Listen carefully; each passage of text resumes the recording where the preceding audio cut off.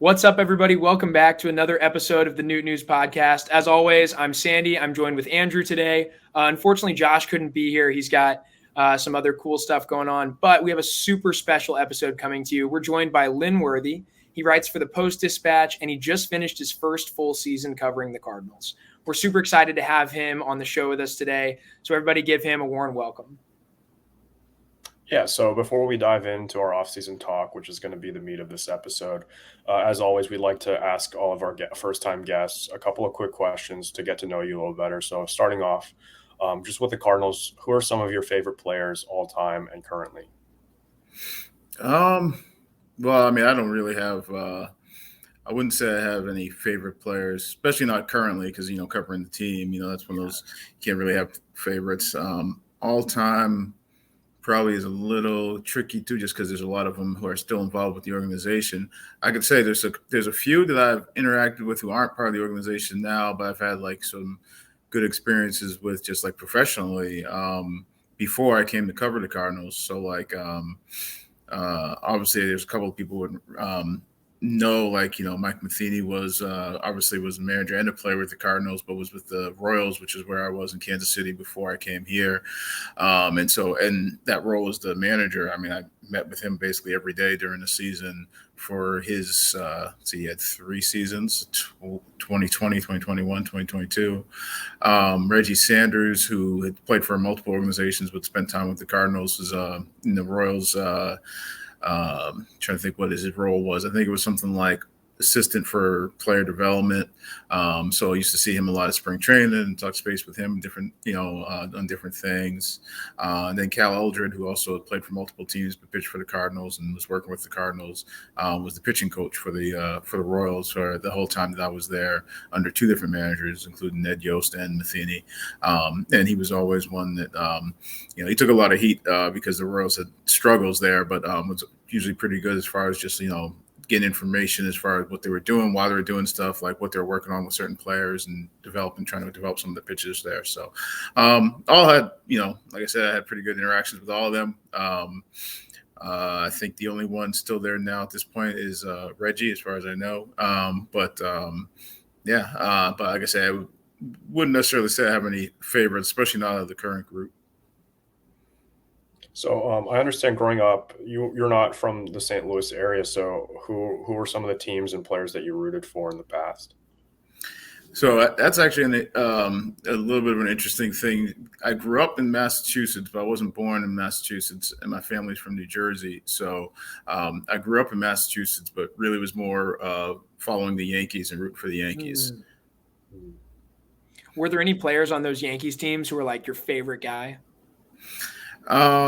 So I mean, there was obviously the years where they had the core 4 when they had Jeter in that group. Earlier on, just kind of funny, was he was with the Yankees, and like, so when I first started playing like Little League baseball, I played on a Little League team that was called the Yankees, and I played second base. And so the second baseman for the Yankees, at least during part of that time, was a guy named Steve Sachs. And so when I was first starting to learn how to play baseball, that was my guy, just because he played that position for the team and because I was a Yankees fan. So he was a guy that I followed for a long time. I think he actually does some media stuff now too. I think he does some podcasts and stuff like that. But I know he played for the Dodgers. I think he was at least in 1 or 2 All-Star games for a couple of teams. So, but yeah, that was a guy, when I was real little, just learned how to play baseball. But obviously there was that group that, that had all that success, the core 4 winning championships. So that was the group that I really sort of latched onto. And then there was some, there even earlier than that, there was, I saw the tail end of, like Mattingly was there. And then there was that group that, didn't have as much success, but was sort of bridging to the core 4. That's awesome. So you mentioned you're a Yankees fan living in Massachusetts. Was it kind of tough being a Yankees fan in hostile territory there? I know that's big Red Sox area. Yeah. So when I was real little, like, it didn't really quite register as much because, I mean, like, there was obviously everybody was Red Sox fans. And so, like, I would, like, the first baseball games that I went to were, big league games were at Fenway Park because that's the one that's near you. And remember we went on trips there, whether it was a school thing or Boy Scouts or, Little League, whatever it was. So I'd obviously gone there. And so for a while, it was just sort of like those were the two teams that I liked. And then as you started to get older, obviously the people, saying all sorts of things about the Yankees, and that didn't really go over. But that was a team that really, like I say, between family and the fact that that's where my family was from. And I had, an older brother and father who were Yankees fans. And then during the summer, sometimes I'd go back to Jersey and end up spending time with relatives and my grandparents. My grandfather would almost always have Yankees games on TV. So it wasn't really going to sway me, but it led to some funny interactions sometimes, people rooting against you. And then the one that stands out was in 2003, the Game 7 where Aaron Boone hit the home run off of Wakefield. I was actually in college, and I was watching in a room by myself with the door open, and across the hall there was a room full of Red Sox fans, and we were sort of like, we had interaction back and forth, but we weren't going to be in the same room. So that is wild. I bet 04 was a little bit tougher though.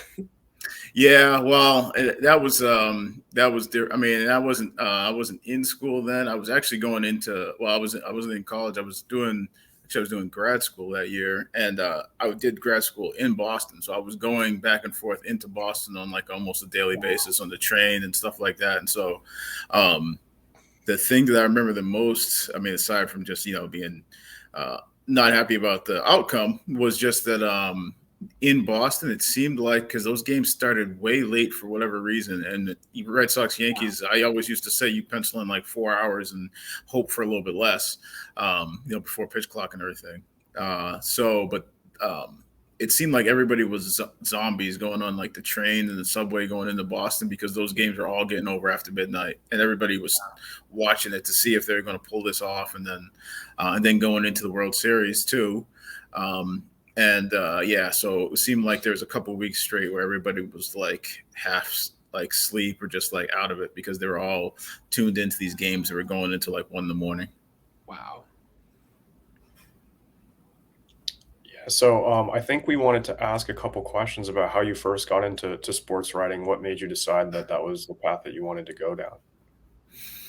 So I really pretty much decided when I was in like high school that's what I wanted to do. I was playing sports, but I always sort of had in the back of my head that that was not something you could count on, making a career out of. So, and then as I was going through school, I liked writing, and then realized that you could put the two of those together. And so I think it was my junior or senior year, I actually went over to like the local newspaper and met the sports editor there and started talking to them about how, you get into sports writing and newspaper and things like that. When I went to college, I did some stuff for a student newspaper and worked for the sports information department doing stats and the website and thing, and some radio stuff. And then I did grad school and did some internships, both online and newspaper, did some stringing covering high school games. And the first paper that I worked at was my hometown paper. First one I worked at as an intern, but also full-time in sports. And the guy that I had met when I was in high school and sort of like asked about getting into the business ended up being my first boss, my first sports editor, when I got hired to work there. And that's in Lowell, Massachusetts. That's amazing. So you started from a pretty young age. Just real quick, like what sports you play in high school? That's interesting. So I went to a small high school, so it was like, there was a lot of people who did multiple sports. So, so let's see, in 8th grade, you could play on the freshman football team. So in 8th grade, I played football from 8th grade all the way through senior year. I think in freshman and sophomore years, I played basketball, junior varsity. Didn't do anything in the winter my junior year. Senior year, I actually wrestled. And then freshman through senior years, I did track. So no baseball. Has baseball always been what you've been interested in covering, or did you start somewhere else? No, and I played baseball in like the town league, stuff like that. Actually, Okay. so it was I tried out freshman year and didn't make the JV team, and then I joined track late. And so, and then I stuck with track, and I still played baseball, like on the youth, like, see a Babe Ruth, stuff like that. But once I went over to track for high school, I stuck with it. But as far as covering, no, I've covered a little bit of everything. It seems like, I mean, the first paper I worked at, basketball, I probably covered more than anything between colleges, high school, some NBA. I've worked at, this is the 6th newspaper now, I believe. And so some places I covered a lot of college basketball. Some places I've covered football. When I first got to Kansas City, it was covering the Chiefs. That was the original position I was hired for. And so that was the first year with Patrick Mahomes.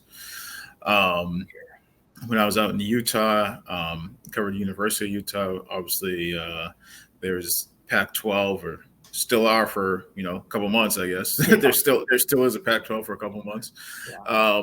And so that basketball and football was the big things there. And so, but over the years, track, cross country. I think the first year that I was full time in Massachusetts, they had the World Curling Championships. Covered cycling, a lot of different sports. Not so much like full time, but in some measure, softball, cross country. Yeah, there's been a lot of stuff over the years. But the one it actually didn't hit me until I think maybe when I was in Kansas City. The one sport actually that I think has sort of been consistent all the way through has been baseball. Interesting.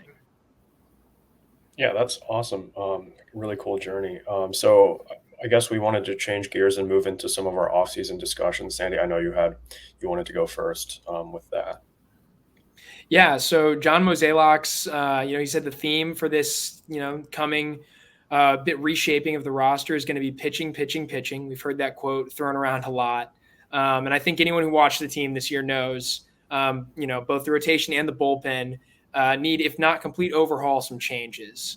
Is there anybody that you think, like, of the current options being thrown around, right? So some of the bigger names, including Montgomery, Yamamoto, Gray, Nola, Snell. Is there anybody that there's no chance the Cardinals will be in on of those free agents?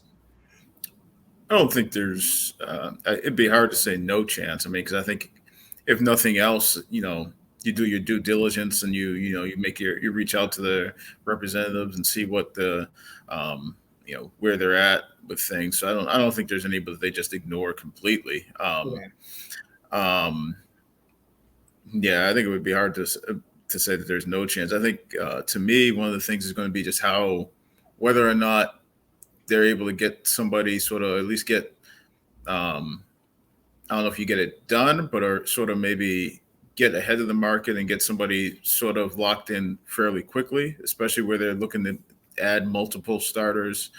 And there's a lot of teams that are out there that might also be looking for multiple starters and teams that are going to spend money. I mean, just thinking about, the Yankees, I think, have at least 2 of their starters from this past season who are probably gone through free agency. So they'll probably be out there looking. The Dodgers will have multiple starters who are gone. Kershaw is going to be hurt.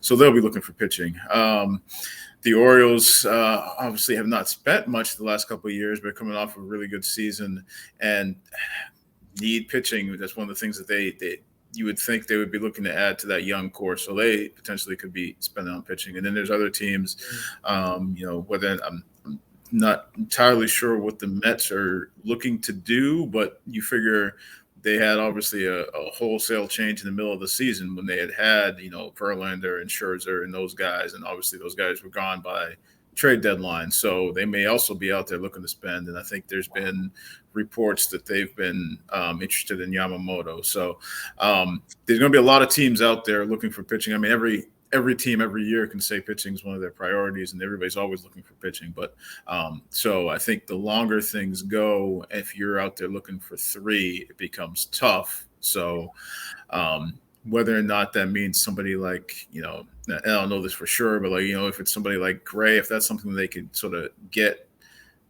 buttoned up early. I think that helps as far as being able to accomplish some of these other things. And also, as you look at some of the past years, sometimes pitching takes a long time because there's somebody who's viewed as going to be setting the market. And then once that person signs, then things follow.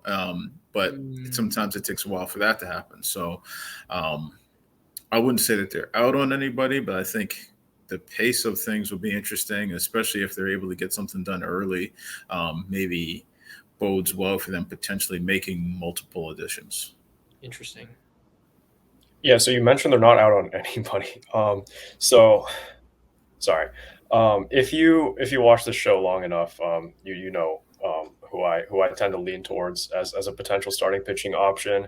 And John Mozeliak mentioned in the same conference where he said pitching, that if the Cardinals were to get if there was like a really good position player on the market, that they wouldn't ignore that as well. But there happens to be a position player on the market who also will be a pitcher come 2024 or 2025.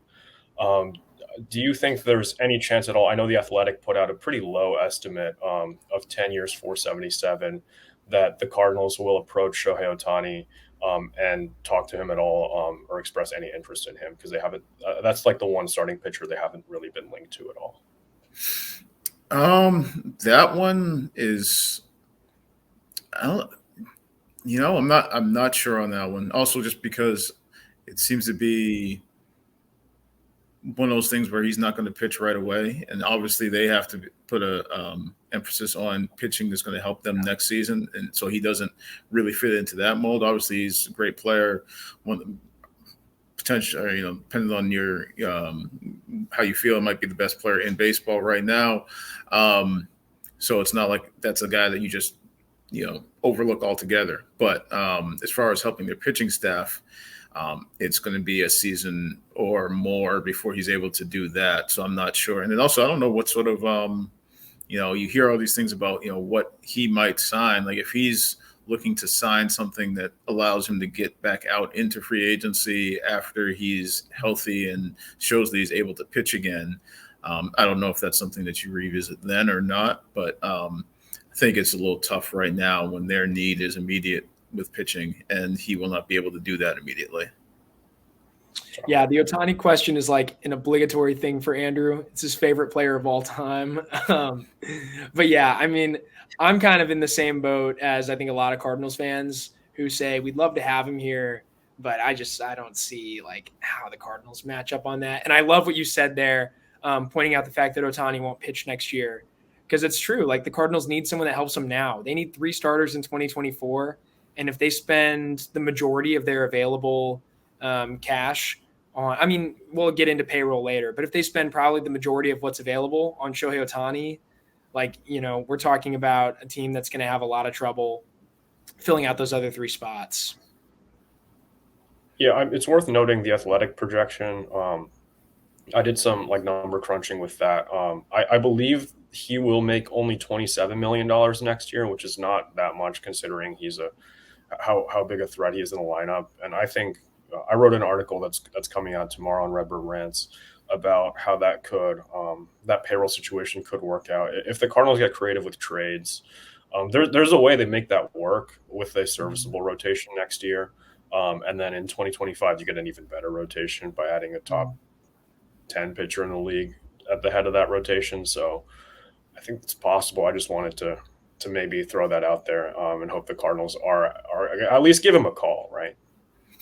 Yeah, well, I mean, but also, I mean, like the way you're wording that there is, serviceable rotation next season. I think there's probably a good segment of Cardinals fans that coming off of this season say, so you're aiming for serviceable next year and then hoping for better the year after, when you're hinging that on somebody who's coming off of a major surgery. So it sounds like, you're potentially, not quite kicking the can down the road, but kind of kicking the can down the road, when I know there's a lot of people who were upset about the way things went this year. So I think that's almost it seems like a little too long-term thinking for, at least from for some of the people that, you hear vocally about who are unhappy about what happened this season. So I think there's, and also just for me, I think the uncertainty, and this is going to be the second time he's had, an issue, a surgery that he's had to have procedure. It was like, probably, he's not going to be the first guy. So, he probably comes back well, but there's just uncertainty there to be, investing in that now when you have immediate issues now that you really need to invest in. Yeah, 100%. I just, I'm kind of in the boat with a lot of those Cardinals fans that say we looked like we had a serviceable rotation coming into this year. I would have thought that Wainwright was going to be okay. He'd been okay for a bunch of years in a row, and it looked really good. And I would have thought Michaelis was going to be good. And, just the wheels fell off. And so I think a serviceable rotation next year is something that, yeah, like you said, would really stir up some frustration among a lot of Cardinals fans. And so we just mentioned it earlier, but I wanted to ask, where do you think the payroll is going to end up going into next season? Do you think there's a chance that it climbs north of 200 million? Do you think we stay around where we are now, move up a little bit, move up a lot? And I'm not sure. 200. I know there's been comments out there from Bill DeWitt talking about them being sort of, I don't want to say vague, but like it wasn't specific in terms of like, what that actual payroll might look like. Just basically talked about the willingness to spend. Mm-hmm. I think that's going to depend on how many pitchers they're able to bring in, what sort of that price tag for those pitchers is. Obviously, even like, people like last year when there's that talk about the payroll going up. I know a lot has been made out of that comment, but at the same time, like to me in an off season, when you hear that, that's almost like a given. Like I know people took that to mean they were going to add this, that, and the other, but like to me, like when you just talk about just, whether it's arbitration and things like that, it's like payroll is going to naturally go up. So like that's not as big a thing to me to hear that. So it's more, specifically how much they're willing to spend. I do believe it's going to go. I would assume that it's going to go up because you're going to need to add pitching. You're going to need to spend. Pitching is always going to cost you more. So especially in free agency. So unless they're, losing big payroll that we're not seeing right now, because you lose obviously Waino is going to be the biggest as far as that, but I'm not seeing big salary losses, at least not off the top of my head. And I'm trying to think if there's somebody else I'm missing. Obviously you traded some guys away, but so you're going to end up most likely acquiring more payroll than you've lost. Mm-hmm. How much more probably depends on who it is you're acquiring. Like if you're acquiring, not to say that this is happening, but like if you're acquiring, just for example, Blake Snell, then that payroll goes up more than if you're acquiring somebody who's like on a flyer that you're, 1 year deal and just trying to prove it type of situation. So I would think that there still be in the middle, which is where they've been the last couple of years. Could they move up to the top tier? Potentially, but I think that just depends on the caliber of pitcher they're able to add. I also know sometimes I think people feel like it's an excuse. Sometimes teams are a little conscious of who's going to be coming up for free agency, like as far as young players and things like that. So, or if there's young players they're looking to lock into long-term deals, sometimes that also is a consideration. I'm not sure where they're at with that. But that's one of those things where sometimes the payroll gets somewhat, like they try to keep that somewhat manageable because they know there's going to be some guys coming up that they want to lock long-term. So that's a really interesting point that you've just brought up there. We actually just did an episode talking about extension candidates for the Cardinals. And so I love that we can segue into this now because we put a bunch of thought into it. Obviously, a guy at the top of most lists is Jordan Walker. Do you see the potential for a Jordan Walker deal with the Cardinals, where they sort of buy out some arbitration and hopefully some free agent years? I think when you talk about young guys, I mean, like it's always, I think, a conversation at least. The tough part to me, it always ends up being like for example, when I was in Kansas City, I remember people would say like, you saw like Julio Rodriguez do it. You hear people talk about whether or not Orioles will do it with Rutschman. And so in Kansas City, people would always mention it with Bobby Witt Jr. And to me, I was like, well, if I'm looking at it from Bobby's perspective, I'm probably saying to myself, it's a matter of coming up with what's the number going to be. Because obviously there's you buy out the arbitration years.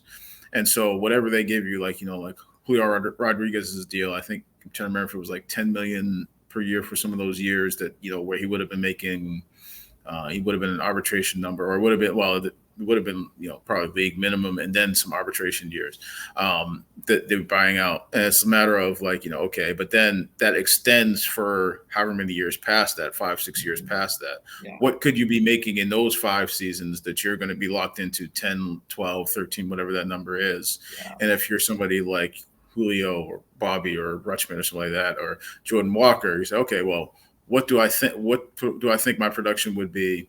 What should that net me as far as a salary?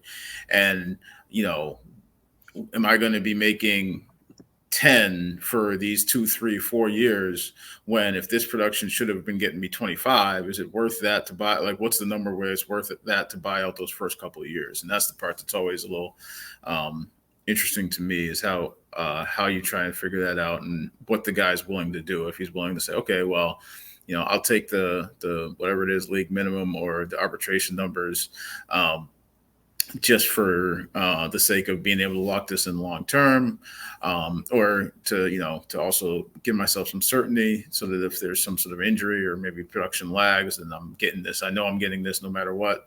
And I'm not sure if if it's something that it's something that's come up just yet, because I mean he also has that, he's still in that window where it's not pressing, because it's he's not going to get really paid yet for another couple of years. So I don't know. I think especially with so much of the emphasis going to be on what they have to do with free agency, I think that's something that takes a backseat at least probably until spring training, until you sort of have this year's team set. And those are guys that, like you say, I mean, obviously aren't going anywhere. So I wouldn't be surprised if it's something that comes up,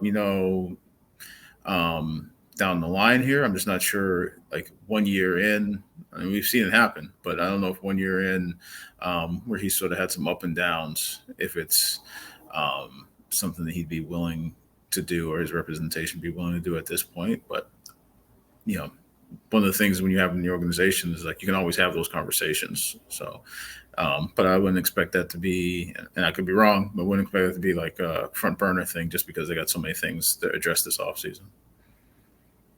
Yeah, so we can start talking about some of the rumors that have been circling the Cardinals in the past few weeks.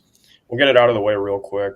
I think they've been linked to a few relievers. I know Yuki Matsui from Japan is going to be an international free agent soon, and he's already been linked pretty heavily with the Cardinals.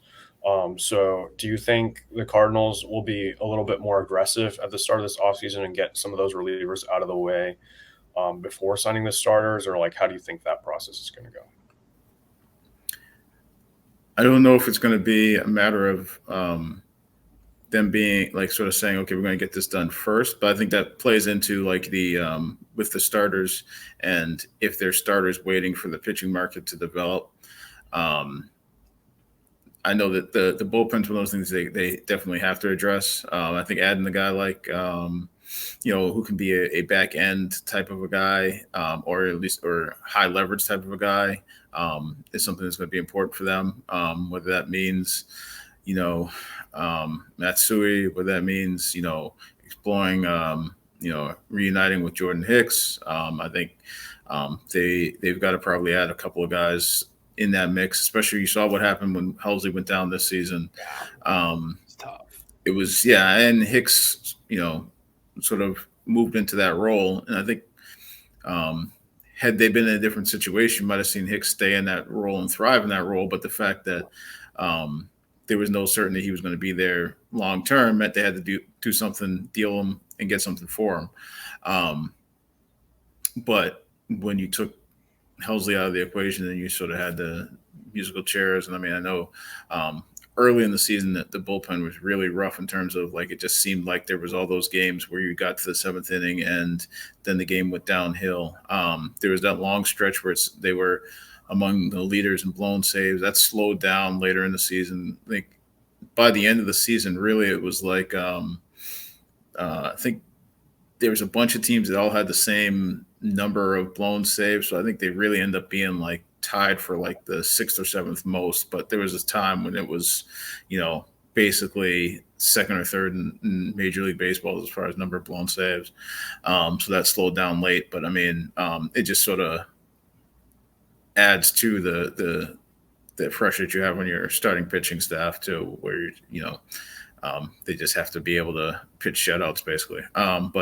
So long-winded way of saying, yeah, I don't think it's going to be necessarily okay, we're going to make sure we have to get this done first. I think it's going to be a matter of if the starting pitching market is slow because of guys waiting for, whoever it is that's going to sort of set the market for everybody else. If that slows down, I wouldn't be surprised if they're active on bringing in relief pitchers and getting those guys signed and sort of getting that, because I don't think you can wait necessarily to try and do all of this, after the first domino falls. So I think that's why, like I say, if they're able to get a starter early and then also be out there looking to add relievers, I would almost, I'm not saying that that's necessarily what their plan is, but I would almost expect that would probably be the case, just because it just makes sense that, you can't wait but so long if you're going to make this many additions. Yeah, totally right. And what you said about the blown saves, I mean, as the team got less competitive down the stretch, right, trading away some offensive pieces, trading away pieces in the starting rotation, they had less leads to protect. And so there was even less chance for blown saves. So I think that's a big reason that kind of tapered off. They just didn't have nearly as many leads in the second half. But yeah, I mean, really, really tough season in the bullpen. And it was one marked by injury. You mentioned the Helsley injury down the stretch. The Jojo Romero injury was really tough, especially because it was so awesome to see him suddenly become the closer and really get a chance to thrive in that new role. Do you see Jojo continuing to have like a big role in next year's bullpen?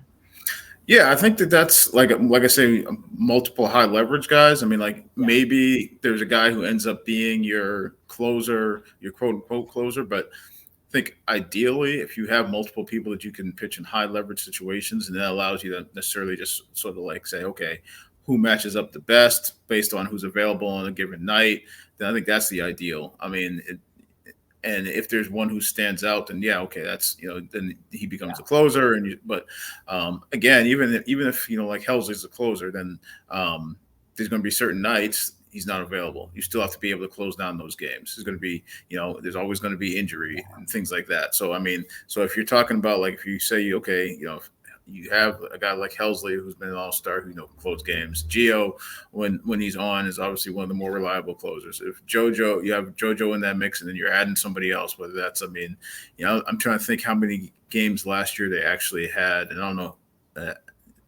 I'm not really sure. I'm trying to think, is there games where they had Helsley, Hicks, JoJo, Gio all healthy and pitching at their best? I'm not sure that happened at any point last year, but let's say you potentially have, something like that, whether it's Hicks or somebody else you brought in, and then, and then another person who you feel like is a reliable bullpen arm. Then all of a sudden it's like, okay, you have options, you have, and whether that means there's somebody else, or you coming up from the minor leagues that you feel like slots in that can be in a role like that. So, or a guy like, Packy Naughton being healthy and being back, whether or not he, gets into that equation. But you have to have multiple guys. I think right now you feel like you probably have 2 or 3, if healthy, that you can rely on, but you need to be able to add to that. For sure. You just brought up Packy Naughton. So he's one of the only left-handed options the Cardinals have. I think Romero cemented himself as the top lefty option. But this comes a year after it seemed like Zach Thompson had cemented himself as the top lefty option.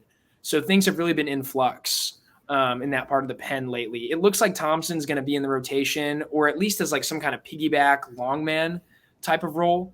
Do you see the Cardinals going out and getting another lefty, especially if Naughton gets non-tendered, which I've heard that's a possibility after this injury, but I'm not totally sure about that either. I mean, I think there's potential, especially if you're talking about I think there's obviously been the reported, interest there in Matsui, right? Yeah. So, I mean, I'm not sure. I'm trying to think who else, but I wouldn't be surprised if you had another guy, especially if it was a guy who's a lot high leverage. I don't think that's so much a reaction to Naughton as much as it's just, having a high leverage person. But I mean, and also, there was one point last spring training where they had it seemed like 6 left-handers that were all, in the mix or potentially vying for roster spots. Like when you think back to when Naughton was healthy, when Masevich was there, when, obviously JoJo was there, but then left for, WBC. There was, Genesis Cabrera was still around. So you had a bunch of lefties all at the same time. And I think there's, I wouldn't be surprised if, like I say, if they add, I don't think it's just because Naughton. I think it's just because you're always looking for left-handed relievers. And then also if you have somebody who potentially adds to that left-handed back-end mix, then a high-leverage person, then definitely you got to look for that. Yeah, I know they used Palante a lot as kind of a lefty because he has reverse splits against the left-handers. I heard Palante was working on a new pitch up in one of the pitching labs. Could you tell us a little bit about that? I was interested in that. I saw a video of him working on it, and I don't have all the details. I think actually, and I'm not 100% sure. I think Daniel Guerrero, who works with us at the Post-Dispatch, was potentially going to reach out to him about what he's been working on this offseason, because I think he was, basically getting in with some of the pitching folks, doing some of that deep dive into the analytical, pitch shaping and that sort of stuff. But it sounded like, I think one of them may have been like a changeup, but I'm not entirely sure. Again, I'm just going off the video that I saw. And I think the video it was on Twitter is almost calling it like a death pitch or something like that. So I don't know exactly all the backstory behind that. I probably just saw what you guys saw, but I think they're one of our guys, one of my colleagues may actually be potentially writing about that somewhere soon. So I'd say keep an eye out for that. That's very exciting. Yeah, we'll definitely be watching out. I think they called it the death ball, and it was like some modified curveball. Whatever the case, it looked pretty wicked in the video. So hopefully we see that with Palante next year. I know something people have talked about with him. I was reading some stuff over at Viva Alberto's. Blake Newberry has repeatedly said that he really likes Palante, but he really wants to see him develop that second off-speed pitch, or not off-speed, sorry, that second breaking ball, because that would give him a much better chance to start someday. So maybe this is that, that opportunity for Andre. One more thing I wanted to ask about the bullpen before we shift gears again. So something in the past that's been really, really important for Cardinals bullpens is depth. And that's something we just didn't feel like they had this year.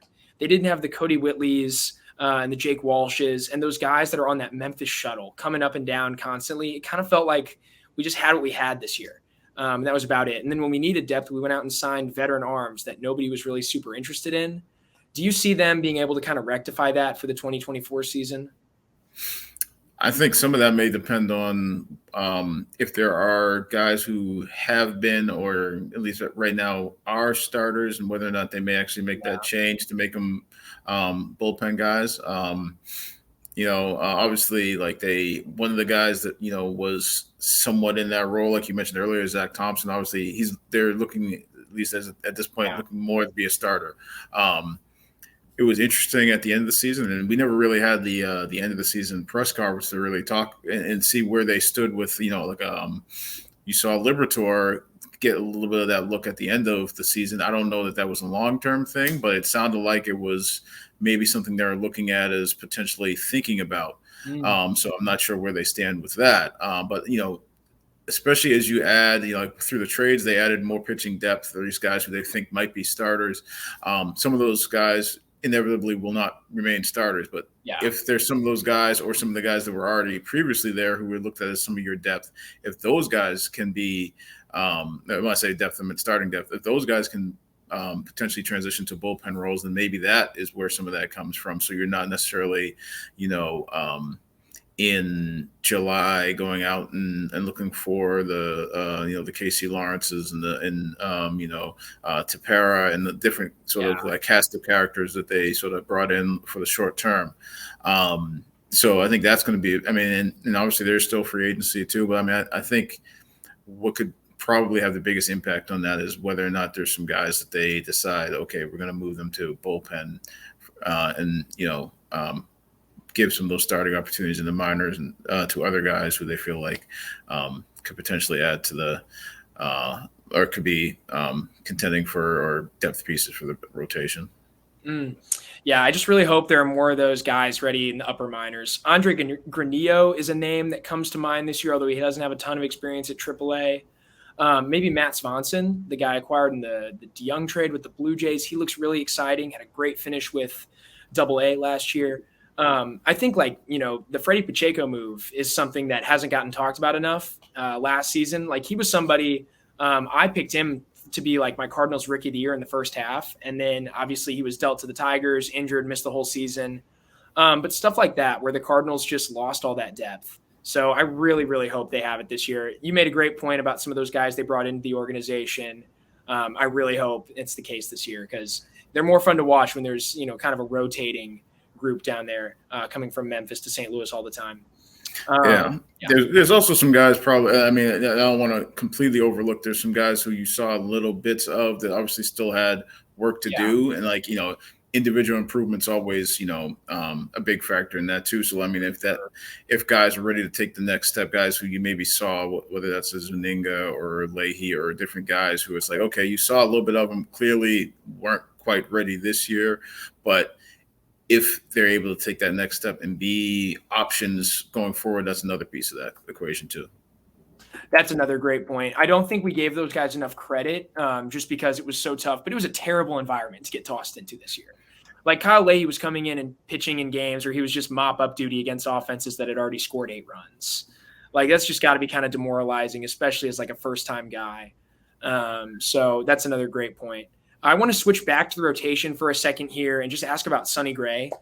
He, for me, is like my number one offseason priority. He's my favorite guy available. I think there's a good argument that Gray isn't just like the best at his price available. I think he might be the best pitcher available because of the consistency that he's shown over the years. It's not like Blake Snell, where Blake Snell might give you a year that's much better than Sonny Gray, but he's only done that twice. Whereas Gray, at every stop of his career, except for 1 year in New York, has basically been 15 to 20% above league average. Do you think the Cardinals are the front runner for him? It sounds like they're at least among that group. So, whether he's the best pitcher available, and that's probably, that's open obviously to interpretation. I don't know if I put him necessarily at that point. And then also there's that whole thing about, okay, well, you feel like you have a pretty good idea of what you're going to get from him because he's got the track record and he's done it.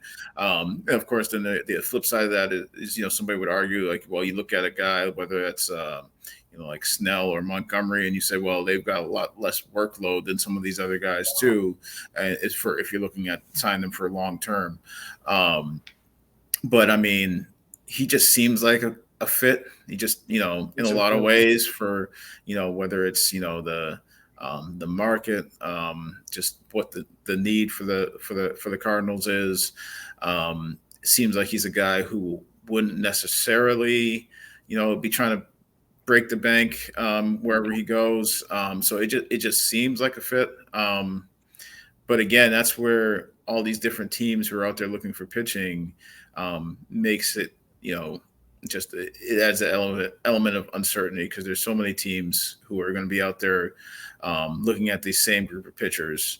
And that's where, when everybody says, oh, well, they've got to go out and they've got to be able to add this guy, that guy, or this many guys. It's like, well, those guys, even if they target them, they make the offer, there's that element of like, if the guy doesn't want to come, or if there's somebody else who wants to pay more, or if there's something about the situation in another place that is more attractive, then, you can do a lot of things, seemingly right, and it doesn't work out. But that one just seems like a fit. And how it works out obviously remains to be seen. But that seems like the one that everybody has sort of been able to like pick out for months now, like probably even going back to last year or whatever. It's like, okay, that seems like the guy that especially when you knew that the Cardinals were going to need guys, because right now it's Matz and Michaelis, and then it's a lot of guys that seem like they should be depth guys and not necessarily penciled into the rotation. So if you're able to pencil Gray in there, then it's like, okay, now you've got 3. And if you're able to add one more, probably 2 more, but if you're able to add 1 more, then you say, okay, well, there's that group of depth guys that you could say, probably not ideal, but okay, one of those guys maybe wins that 5th spot, and then you go forward with that.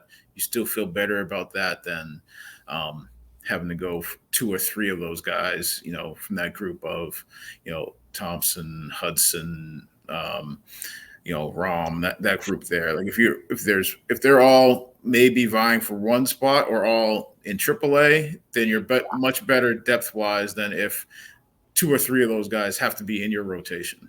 So, and if you got a guy like Gray who you feel like is, what you're going to get from him, then that makes it, just a whole lot easier to sort of see a path forward as far as success with the rotation. Yeah, I just love the consistency that Sonny Gray could bring us. I've spent a lot of time on his baseball reference page, and basically every year he's a 120 or a 125 ERA plus pitcher.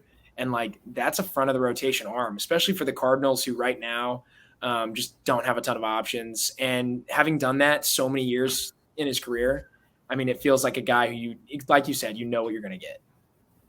Yeah, I think and consistency is going to be a big thing. I mean, another thing that probably doesn't get quite as much attention right now because everybody's worried about the free agency is also just you got to, if you're a Cardinals fan, be looking for improvement or returns to form from from the 2 guys that are coming back. Because if you add Gray and whoever else, but if you're still getting shaky outings out of Matz and Michaelis, then you're still in some trouble. I mean, like you're probably looking at Michaelis and saying, well, if you get him back to the All-Star form, if you get the Matz that you saw, and I think it was like that 6 or 7 starts after the bullpen, then that's a big part of what you're going to get out of rotation too. Is obviously right now it's adding 2 guys, but like those guys getting back on track is going to be a big part of that, regardless of who gets added. Yeah, so that's a really good point. We're definitely going to need those guys to get back on track. But I'll counter Sandy's real quick and say that my favorite free agent option is Yamamoto. And he's just coming off of his 3rd consecutive Triple Crown over in Japan. And I know it's a different league. Guys don't always translate, but we've seen a pretty good hit rate. I know Sandy compared him to Yusei Kikuchi, but like even in Japan, Kikuchi okay. That is a bad faith quotation.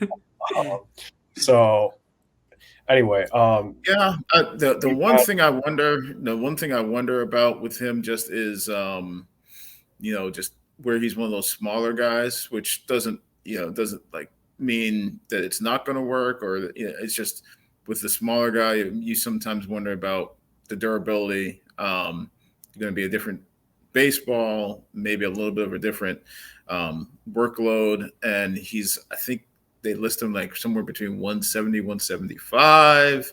And I think it was like 5'10" or somewhere in that neighborhood, like maybe 5'11". It's under 6 feet and like 170, 175, which, we've seen that. I mean, that's, you look at a guy like Marcus Stroman, but it's just as far as like a guy that you're probably talking about multiple years and being able to handle a workload. And, that's the only thing that I wonder about. And I mean, obviously, that goes for not just him, but for, there's a lot of pitchers out there like that. And that's one of those things that organizations have to do their homework on. And you have medical staff, training staff to try and figure out, is this a guy who's going to be able to hold up? Is there things that you worry about that's going to cause issues? But that would be the one thing that I'd be curious how the Cardinals view that, because it seems as though there's definitely interest, but I just wonder does that put him behind some of these other guys? You feel like physically you have a better,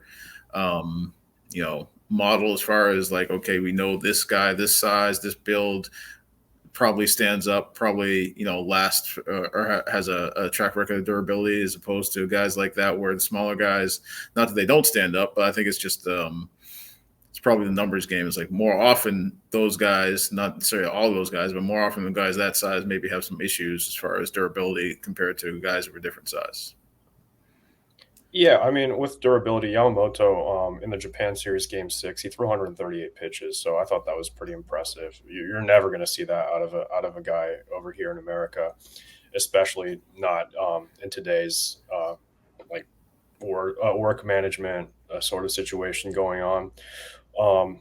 I know the Cardinals probably aren't going to be like at the top of his list. I know there's like he says he covets playing in a big market.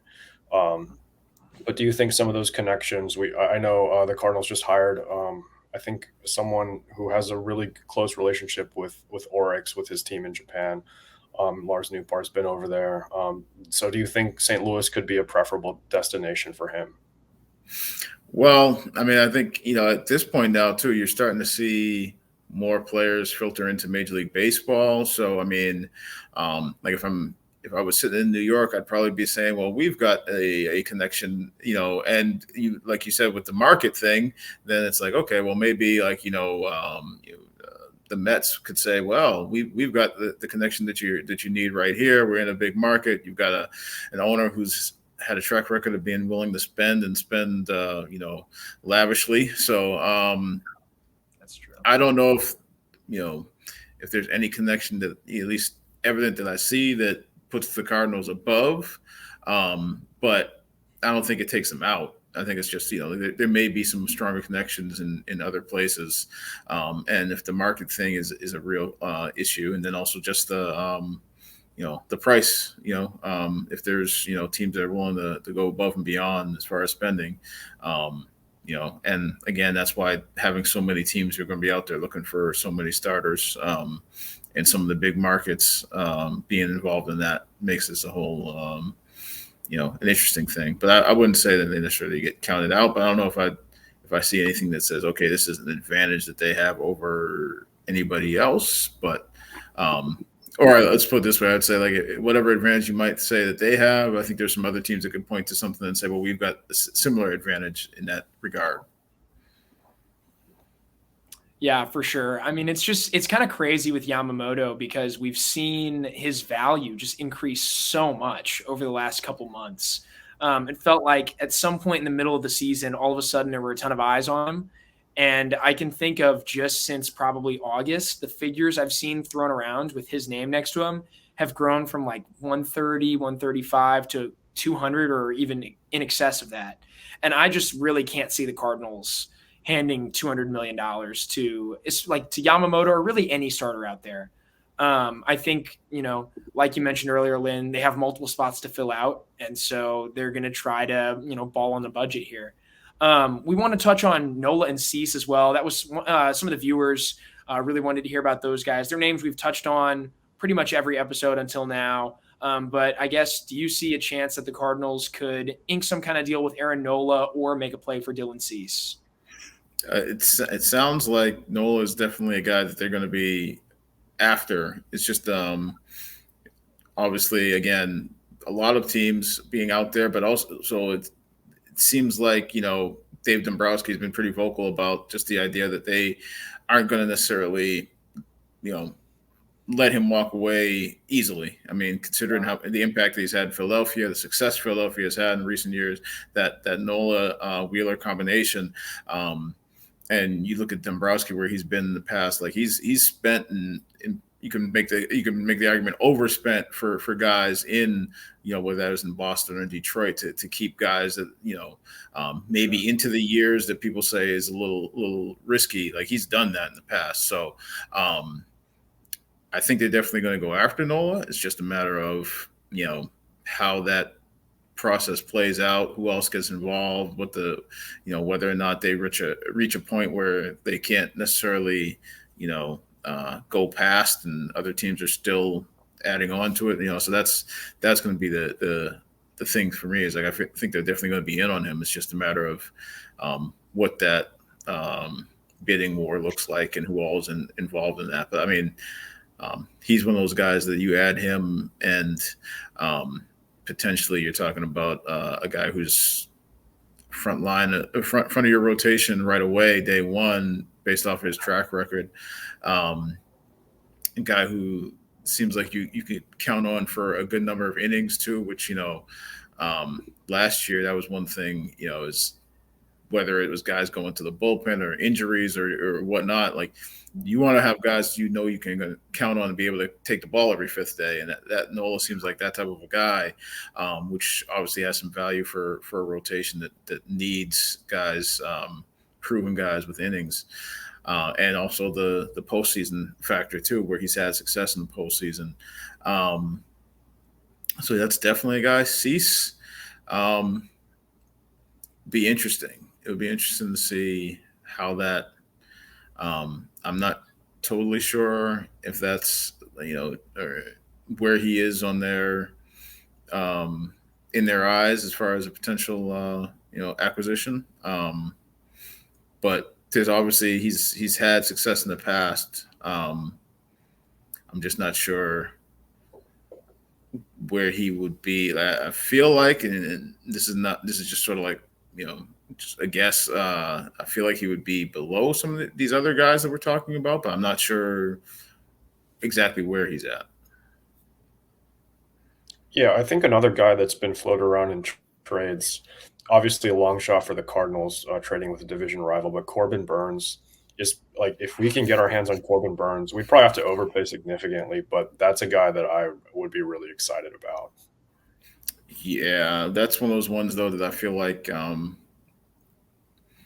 especially in the division, they may try to they may ask for the sun and the stars. I mean, like it's, and that's where again, people talk about these potential trades and like it's okay. Well, what are you willing to give to make that happen too?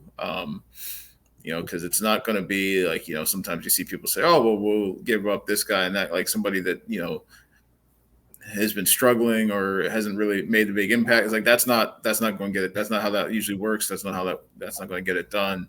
But the in Division One, especially with Burns, I feel like that's going to be a big asking price. Like that's going to take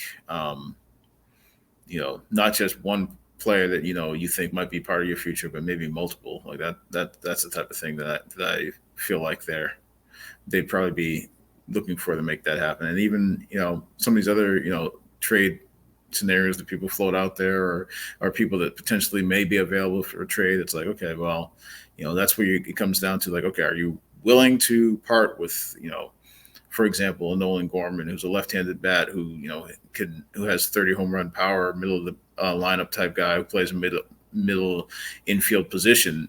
Are you willing to let that go to bring in one of these pitchers who you then have for a controllable period of time, and then maybe you're able to extend. But like pitching is also volatile, where a starting pitcher pitches once every 5 days, but then also like there's the injury factor. So it's like, are you willing to do that or not? So because I think, like I said, I think it's easy for people to point to guys that they feel like are falling off or production has dropped off and say, okay, well, yeah, we'll trade. Like that's not who you're going to trade to get these guys. Oh, for sure. I mean, yeah, it would take probably multiple very young, very exciting players to acquire Burns, even with the low control, just because the Brewers don't want to see him tear them up at American Family Field. Although I'll argue that I think Burns has a good chance to get moved, probably not to the Cardinals, but Burns getting out of this division would be a huge win for the Cardinals. That's one of those deals that, like, seeing the Brewers move on from him, whether it's here or not, like that's something that can be celebrated because he will no longer carve us up. So I would really love that. I think we're getting down to the end of our time here. But on our way out, we'd love to just ask, what's your kind of prediction for the offseason? Doesn't have to be anything like crazy. But what do you see the Cardinals doing? What's the most likely, maybe, or just like what would be a scenario that you think could happen? Scenario I think could happen.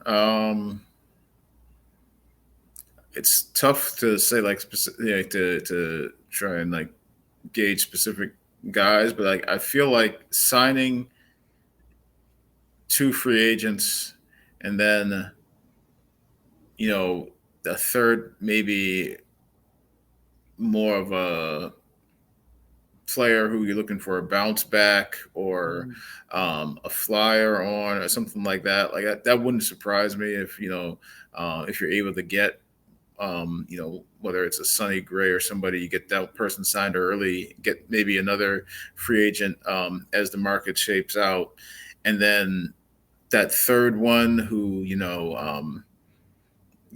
obviously they'd been pretty strong. Stated pretty strongly, they probably need to add 3. But then on that very last day of the season, I think it was the Bally Sports interview where, Mozeliak seemed to almost hedge a little bit, which I don't know, I feel like it's somewhat understandable. Like,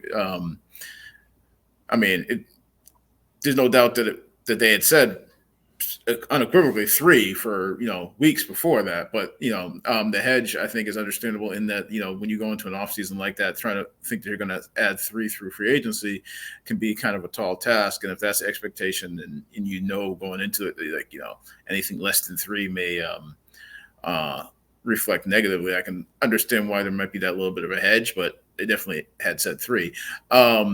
So if there's, if they're able to get maybe one, like I say, aggressively early, get one done, you're able to get another one as market plays out. And then if that third person is, like I say, maybe somebody who's coming off of a rough performance and you're looking for a bounce back, or you're thinking you can see something that your staff, coaching staff, pitching people are able to maybe almost like a reclamation project there, if that's something that way. And then worst case, you're like, okay, well, if that doesn't work out, then you have your guys as far as depth that you think maybe can compete with that player, that guy, or take that spot if it doesn't work out.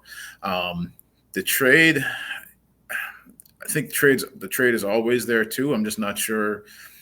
I don't have a good gauge of how motivated some of these other teams are going to be to make those trades. Like maybe maybe they will be. Maybe that comes together.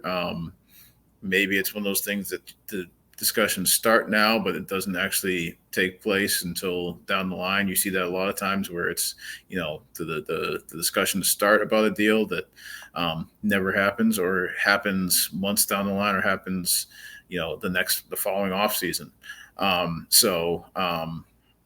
If I was going to predict, I don't know that I would predict the trade just because trades are so unpredictable. I would say 2 guys getting added, through free agency, maybe 2 of the names that a lot of people have talked about, and then, maybe a third that's more of a, outside the box type of a candidate. That would be, I guess, my best guess on what it looks like. And then, if it's something different, then it'd be even more interesting for everybody, I guess.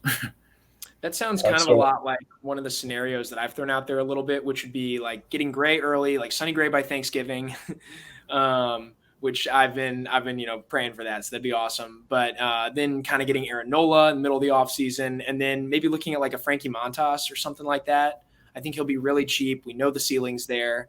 But obviously his time with the Yankees has been really brutal. And then maybe adding some depth. Like I think Nate Pearson's an interesting name from the Blue Jays that could be talked about. I'm not sure how motivated they'd be to trade him. But yeah, a situation like that, I guess. Yeah. And the bullpen obviously to me is like, I don't want to say as important, but I feel like that's going to be a big, something people can't overlook. And I mean, even like when I have conversations with people who talk, like, just talking about baseball, and they say, well, you look at the postseason and you see what starting pitching. I say, well, I look at the postseason and I see how big the bullpens were. I mean, when you talk about bullpen games in, the World Series or in every round of the playoffs, actually. But, whether it's a day when you have like, I remember we talked to somebody, it may have been one of the guys that I work with, where he was talking about the Phillies divisional rounds playoff series, and talking about, Nola and Wheeler. And I'm like, yeah, well, Wheeler also had the day where he came out and was shoving, and then they lost that game because, you know, he gave up I think 2 at the end. They end up, and then the bullpen gives up, you know, like 3 more. And it's like, yeah, he shoved for like 6 innings and they lost the game. It's like, so the bullpen's going to be, like I say, I'm not going to say as big a piece, but it's definitely going to be a big part of, you know, that pitching equation. Because, you know, when he said pitching, he did not just say starting pitching. It's pitching overall, and that's going to be a big part of this offseason for them. Yeah, so one real quick question, one word answer right before we wrap up. So it's mid-November in like 2 weeks. Jeff Passan tweets, "They're St. Louis Cardinals and so are in agreement on a contract." Gut reaction, who is that? 2 weeks? If we're thinking early, my guess would be Gray. That would be my guess. I don't, you know, that's just a guess. But and like I say, this is just sort of a guess based off of past things. I just sort of wonder if it might be a while for some of the other things to take place, just because, like I say, there's sometimes that pitcher that sets the market and then things follow from that. So I wonder if it might be in for a year where, or an off season where some things take a while to develop. But if there's something that's going to happen early, my guess would be Gray, but I could definitely be wrong on that. Well, that's going to do it for us today. Thank you so much, Lynn, for joining us. This was an awesome conversation. Again, we're really honored to have you. Viewers, please check out Lynn Worthy's work at the Post-Dispatch. Also check out, he's got an awesome Twitter feed at LWorthySports. Once again, we just can't thank you enough for coming on and joining us. We'd love to have you on again in the future at some point. Thanks for coming and talking baseball with us. We've got a couple really exciting episodes coming up as well for our viewers, so stay tuned. We've got more awesome guests as the offseason continues to take shape. So I guess the ball's in the Cardinals' court now. Do something interesting, and then we can break it down for you here. Thanks for having me, guys. Absolutely.